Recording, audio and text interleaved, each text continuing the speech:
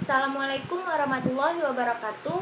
Kami dari kelompok 7 ingin mempresentasikan tentang pengelolaan ekosistem laut dangkal berbasis sea farming di Pulau Panggang, Kepulauan Seribu DKI Jakarta, yang beranggota saya, Anggi Audila, dan teman saya Dinda Winalda Syam, Fikriana, Husnul Jafira, dan Lisani. Baiklah, di sini sistem pengelolaan ekosistem laut sea farming terbagi menjadi dua, di mana yang pertama, sistem pemanfaatan ekosistem perairan laut berbasis marikultur atau sumber budidaya laut. Dan yang kedua, pengelolaan serta konservasi lingkungan berdasarkan masyarakat. Nah, selanjutnya ada tujuan sistem sea farming, di mana yang pertama itu meningkatkan sumber daya ikan, dan yang kedua meningkatkan kesejahteraan masyarakat pesisir. Yang ketiga, aktivitas berbasis kelestarian laut sehingga tercapai keberlanjutan pengelolaan ekosistem laut, baik itu dalam laut dan pulau-pulau kecil lainnya. Oke, baiklah, di sini ada sistem lokasi dan luas kawasan yang cocok untuk budidaya laut atau marikultur di perairan laut Pulau Semak, di mana berdasarkan kondisi geofisik dan oceanografi di perairan Pulau Semak, dia terbagi menjadi dua sistem, di mana ada penkultur dan seakultur. Di sini ada penkultur itu dia memiliki kedalaman 5-17 meter pada saat surut dan memiliki arus kecepatan 0,15 sampai 0,35 m per detik. Jadi berdasarkan peta yang ada di PPT, penkultur ini dia relatif sangat kuat. Mengapa diambil sistem lokasinya itu di Laut Pulau Semak? Karena Laut Pulau Semak itu memiliki penkultur lumpur dan kekebalannya itu sangat relatif tinggi. Dan di bawah permukaan itu dia memiliki karang-karang yang tebal dan hidup, serta dapat digunakan untuk budidaya biota marikultur yang ada di perairan. Dan selanjutnya di peta tersebut juga seakulturnya itu berada di bawah, terletak di luar perairan karang, sehingga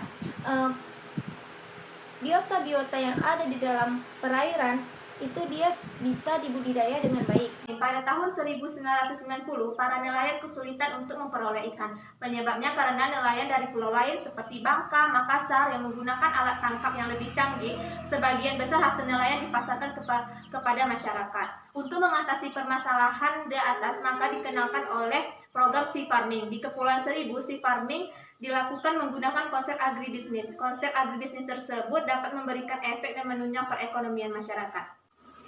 Selanjutnya ada rantai pemasaran ikan. Yang pertama itu ada nelayan penangkap yang diberikan kepada penampung di pulau, kemudian diberikan kepada pedagang pengumpul yang akan diekspor ke konsumsi konsumen dan restoran. Selanjutnya ada nelayan pembudidaya, di mana nelayan pembudidaya akan diberikan kepada pedagang pengumpul yang akan diekspor ke konsumen, konsumsi, dan restoran. Nah, ini selanjutnya ada sistem agribisnis sea farming, dan kemudian ada kelebihan sea farming. Baik, selanjutnya saya akan membahas pengaturan dan mekanisme kerja sea farming. Yang pertama ada batas pengelolaan sumber daya. Area atau lahan budidaya yang ditetapkan sebagai wilayah sea farming adalah seluruh wilayah yang penetapannya dilakukan oleh kepala daerah yang didahului dengan kegiatan inventarisasi dan identifikasi yang melibatkan masyarakat. Selanjutnya, batas sistem ini menjadi dasar penentuan wilayah pengelolaan sea farming. Secara ekologi, pengelolaan mencangkup ekosistem laut dangkal atau goba tipis di sebelah utara. Sistem aturan tersebut adalah untuk pengalihan kegiatan dari penangkapan ke budidaya, dan ini merupakan upaya pengubahan paradigma masyarakat pesisir dalam daya ikan secara berkelanjutan. Aturan yang digunakan dalam sea farming adalah Area Basic Fishery. Sistem sanksi. Setiap orang atau badan hukum dalam yurisdiksi Kabupaten Administrasi Kepulauan Seribu harus mentaati setiap hukum maupun peraturan yang berlaku. Setiap orang atau badan hukum yang melakukan pelanggaran terhadap lingkungan harus dikenakan sanksi yang berlaku. Sistem hak. Kelompok usaha anggota sea farming berhak memanfaatkan dan mengelola wilayah safe farming sesuai dengan peraturan sesuai dengan peruntukan dan luas yang telah ditentukan. Selanjutnya saya akan membahas tentang sistem monitoring dan evaluasi. Kegiatan pengendalian dan pengawasan dapat dikelompokkan menjadi beberapa, yaitu yang pertama, pengendalian internal oleh kelompok-kelompok usaha seed farming dan lembaga seed farming.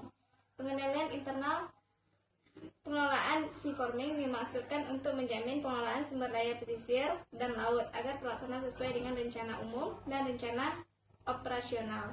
Pengendalian internal dilakukan secara partisipatif dengan melibatkan seluruh anggota kelompok-kelompok usaha seed farming. Yang kedua, ada pengendalian oleh pemerintah kabupaten. Pengendalian pengelolaan seed farming dimaksudkan untuk menjamin pengelolaan sumber daya pesisir dan laut agar terlaksana sesuai dengan tujuan rencana umum dan rencana operasional. Hasil pengendalian digunakan sebagai bahan untuk memantau kesesuaian antara pelaksanaan pengelolaan dengan rencana pengelolaan. Yang ketiga, ada pengawasan oleh masyarakat luas. Masyarakat melalui baik secara perorangan maupun kelompok dapat melakukan pengawasan terhadap penyelenggaraan dan pelaksanaan pengelolaan seed farming apabila pelaksanaan pengelolaan seed farming menimbulkan kerugian penegak hukum. Selanjutnya ada sistem otoritas. Kelembagaan seed farming sangat sederhana, yaitu terdiri atas ketua, sekretaris, bendahara, saksi-saksi yang keamanan, dan hubungan masyarakat. Saksi keamanan adalah yang membimbingi soal pengawasan dan pemantauan terhadap kawasan semak, daun, dan sekaligus keamanan fasilitas budidaya. Sedangkan humas adalah penggabung internal dan eksternal organisasi. Oke, baiklah, sekian presentasi dari kelompok kami. Apabila ada kesalahan kami mohon maaf, dan saya akhiri dengan wabillahi taufiq wal hidayah, waridho wal inayah. Wassalamualaikum warahmatullahi wabarakatuh.